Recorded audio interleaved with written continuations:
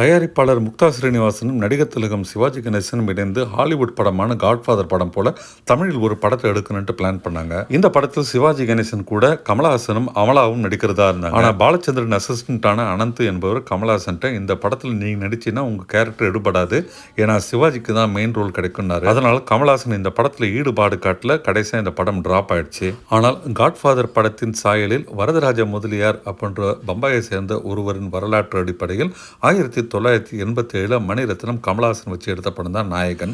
அந்த படத்தை தயாரித்தது முக்தா ஸ்ரீனிவாசன் தான். காட்ஃபாதர் படம் மாதிரி ஒருவேளை சிவாஜி கணேசன் முக்தா ஸ்ரீனிவாசன் ஒரு படத்தை தமிழில் கொண்டு வந்திருந்தாங்கன்னா அநேகமாக நாயகன் படம் வந்தே இருக்காது. ஆனால் வரலாறு கமலஹாசன் பக்கமும் மணிரத்னம் பக்கத்தில் தான் இருந்தது. இன்றளவும் நாயகன் திரைப்படம் தமிழ் சினிமாவில் நம்பர் 1 படமாக இருக்குது. டைம் பத்திரிகை எடுத்த top 100 films in the world அந்த சர்வேலையும் நாயகன் படம் இருந்ததுன்னா பார்த்துங்க. இசையமைப்பாளர் இளையராஜாக்கும் 400வது படமாக இந்த படம் அமைஞ்சது.